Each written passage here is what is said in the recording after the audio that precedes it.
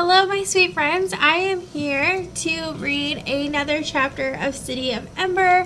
So we are on chapter 15. So you have your books. Why don't you grab them and let's read.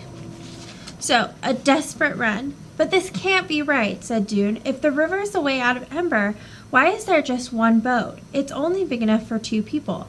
I don't know, said Lena. It is strange. Let's look around some more. They stood up. Dune went back to where they'd left the boxes and got another candle.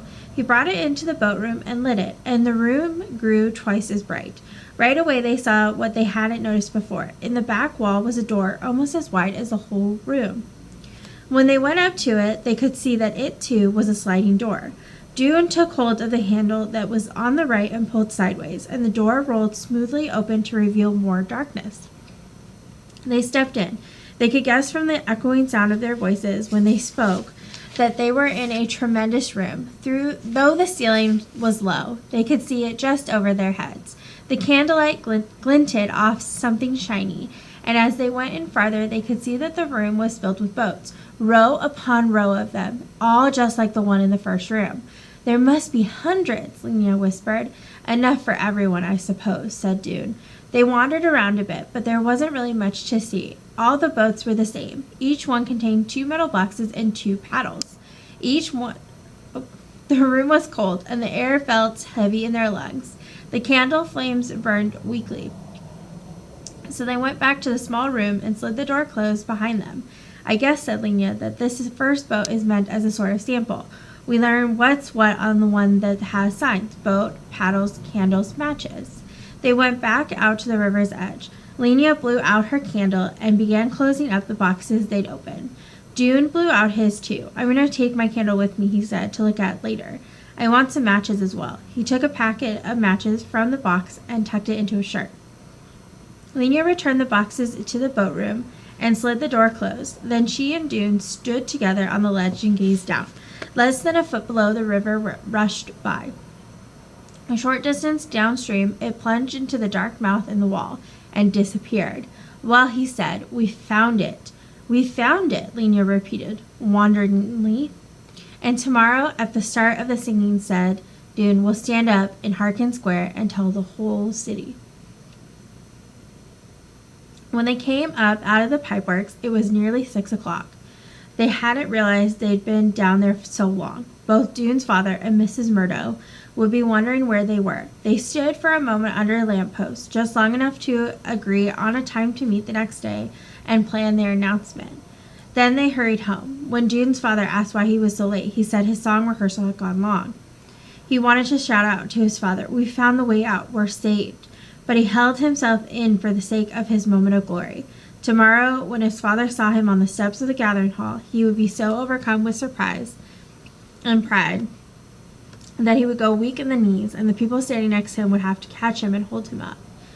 And the announcement about the thieving mayor, that would probably happen tomorrow too.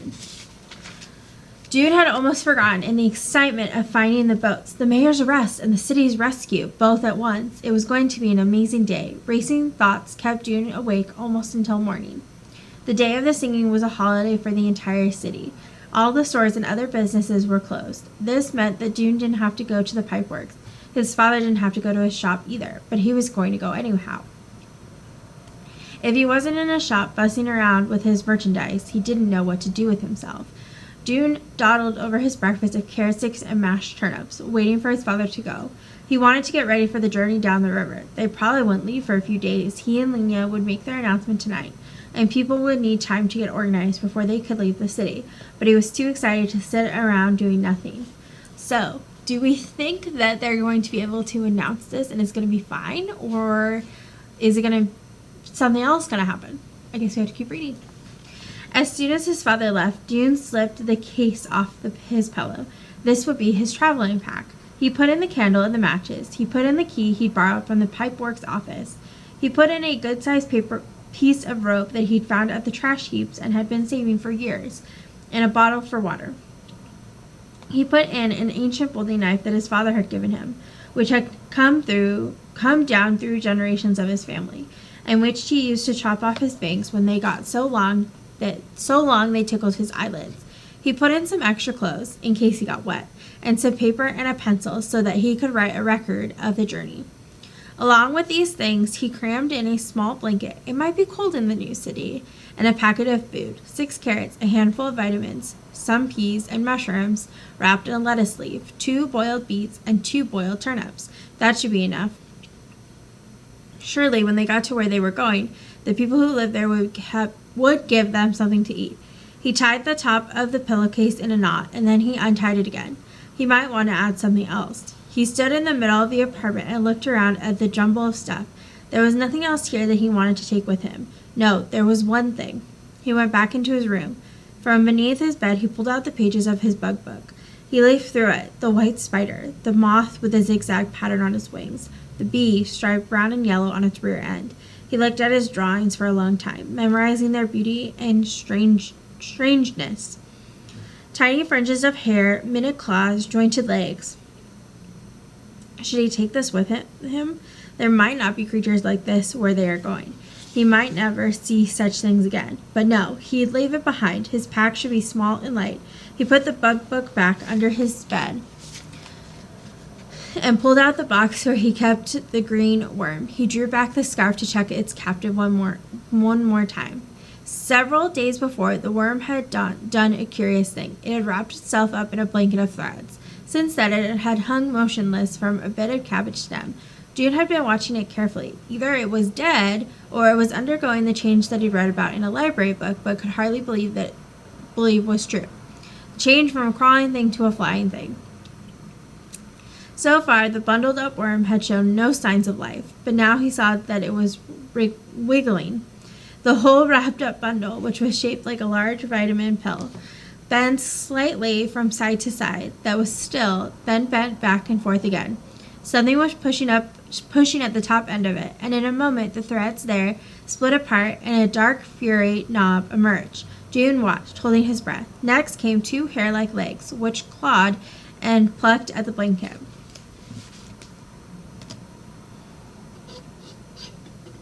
In a few minutes, the whole creature was out.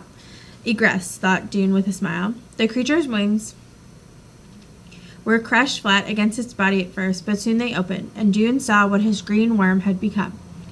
A moth with light brown wings. He lifted the box and carried it to the window.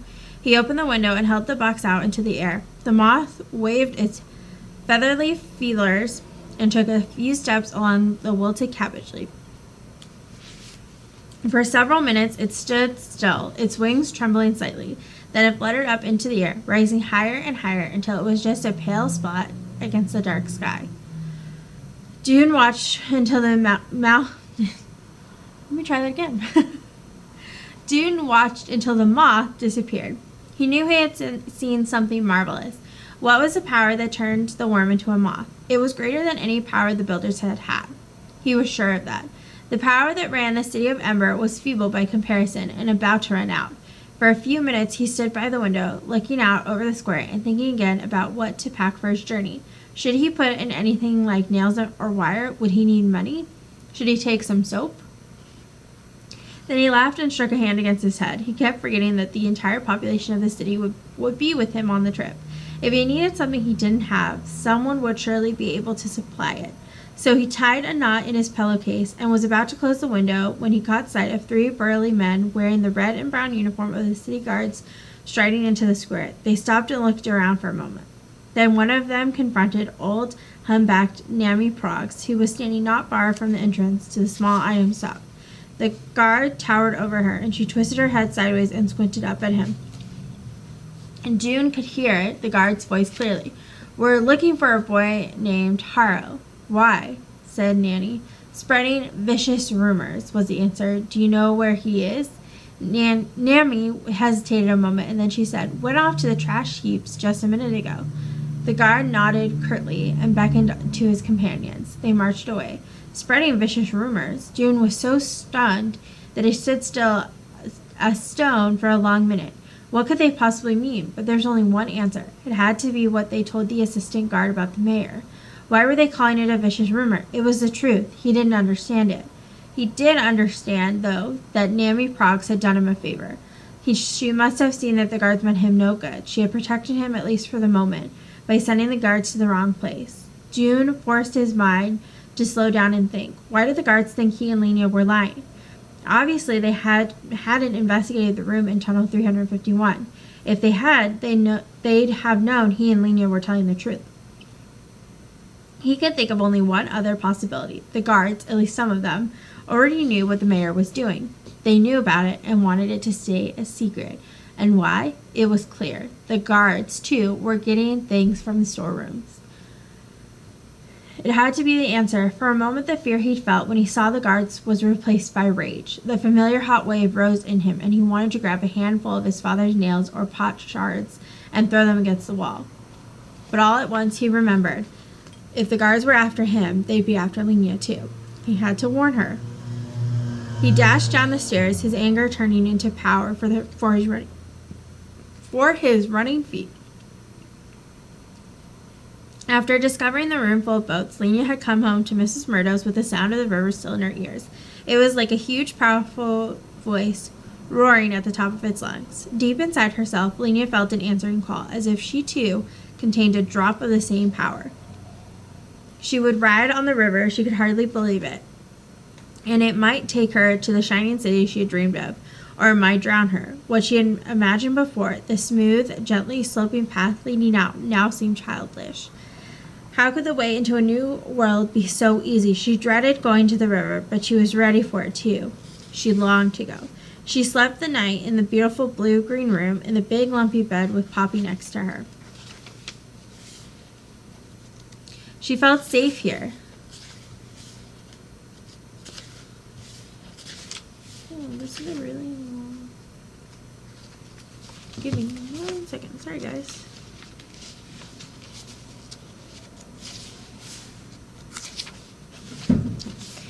Mrs. Murdo came in and tucked the covers around her. She sat on the edge of the bed and sang an old little song to Poppy, something about rock-a-bye baby in the treetops. Where are treetops? Lenia asked, but Mrs. Murdo didn't know. It's a very old song, she said. It's probably nonsense words. She said goodnight and went out into the living room, where Lenia could hear her humming quietly as she tidied up. She was so orderly. She never left her stockings draped over the back of a chair, or her sewing spread out all over the table. Lenia closed her eyes and waited for sleep. But her thoughts kept tumbling around. So much was going to happen tomorrow. The whole city would be in an uproar. People would stream down into the pipeworks to see the boats. They'd be excited, shouting and laughing and crying, packing up their belongings and surging through the streets. If they couldn't all fit into the boats, there would be fights. Some people might get hurt. If it was going to be a mess, she'd have to keep her little family close around her. Poppy, Mrs. Murdo, and Dune, and perhaps Dune's father and Clary. Through it all, she would hold tight to Poppy so no harm could come to her. It seemed she had barely closed her eyes when she felt Poppy's hard little heels banging against her shins. Time to get up, Poppy chirped. She got out of bed and dressed herself and Poppy. In the kitchen, Mrs. Murdo was mashing potatoes for breakfast. How lively, Lenia thought, to have breakfast cooked for her, to hear water bubbling in the pot, and to find a bowl and a spoon set on the table, and vitamins lined up neatly beside a cup of beet tea.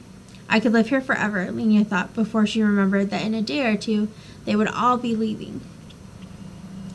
There was a sudden banging on the front door. Mrs. Murdo dried her hands and went to answer it. But before she'd taken 3 steps, the banging came again. I'm coming, Mrs. Murdo cried. And when she opened the door, there was Dune. His face was flushed, and he was breathing hard. He had a bulging pillowcase slung over his shoulder. He looked past Mrs. Murdo to Lenia. I have to talk to you, he said, right now, but... He threw a doubtful glance at Mrs. Murdo.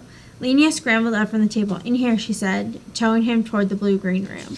When she had closed the door, Dune told her what had happened. They'll come for you, too, he said, any minute. We have to get out of here. We have to hide from them. Lenia could hardly make sense of what he was saying. They were in trouble? Her legs went shaky to her knees. Hide, she said. Hide where? We could go to the school. No one would be there today or the library. It's almost always open, even on holidays. He hopped impatiently from foot to foot.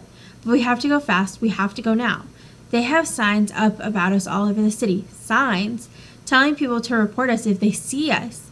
Lenia felt as if a swarm of insects were inside her head, buzzing so loudly she couldn't think. How long do we have to hide? All day? I don't know. We don't have time to think about it, Lenia. They could be outside this door this minute. The urgency in his voice convinced her. On the way through the living room, she gave Poppy a quick kiss and called, "Bye, Mrs. Murdo. We have some emergency work to do. If anyone comes asking for me, say I'll be back later." They were down the stairs before Mrs. Murdo could ask any questions. Once in the street, they ran. "Where to?" Lenia said. "The school," Dune answered. They took Greystone Street, staying within the shadows as much as they could. As they passed the shoe shop, Lenia saw a white piece of paper stuck up on the window. She glanced at it, and her heart gave a wild jump. Her name and Dune's were written on it in big black letters. Dune Harrow and Lenia Mayfleet, wanted for spreading vicious rumors. If you see them, report to Mayor's Chief Guard. Believe nothing they say. Reward. She snatched the poster off the window, crumbling it up, and tossed it into the nearest trash can. In the next block, she tore down 2 more, and Dune ripped one off a lamppost, but there were too many to get them all, and they didn't have time to waste. They ran faster. On this holiday, people slept late, and because the stores were closed, the streets were nearly empty. Still, they took the long route all the way by the beehives to avoid Spark Swallow Square, where a few people might be standing around and talking. They ran past the greenhouses and up Deadlock Street. As they crossed Night Street, Lenia glanced to her left. 2 blocks away, a couple of guards were crossing to Green Gate Square. She tapped Dune's shoulder and pointed. He saw, and they ran faster. Had they been noticed? Lenia thought not. They would have heard a shout if the guards had seen them. They got to the school and went in through the back door. In the wide hallway, their footsteps echoed on the wooden floor. It was strange to be here again. And to be here alone.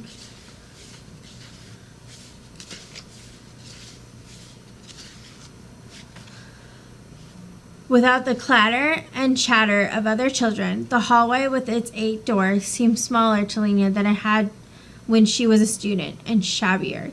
The planks of the floor were scuffed gray, and there was a cloud of finger smudges around the doorknob of every door. They went into Miss Thorne's room and out of habit sat at their old desks. "I don't think they'll look for us here," said Dune. "If they do, we can crawl into the paper cabinet." He set his pack down next to him on the floor. For a while, they just sat there, getting their breath back. They hadn't turned the light on, so the room was dim. The only light came from beneath the blind over the window. "Those posters," Lenia said after a while. "Yes, everyone will see them. What will they do to us if they catch us?" "I don't know. Something to keep us from telling what we know. Put us in the prison room, maybe." Lenia ran her finger along the B carved in the desktop. It felt like a very long time since she'd last sat at this desk. "We can't hide in here forever," she said. "No," said Dune, "just until it's time for the singing. Then when everyone is gathered in Harkin Square, we'll go and tell about the boats and the mayor. Won't we? I haven't really thought about it. I haven't had a chance to think at all this morning." I'm actually going to stop there, you guys, because this chapter is super long, and I don't want this video to be too long where you guys are like, "Oh, Miss Crayons, please stop." So I'm going to stop there. So I stopped on page 206. I will pick this back up tomorrow or Wednesday. So be looking for chapter 15, part 2. Bye, guys.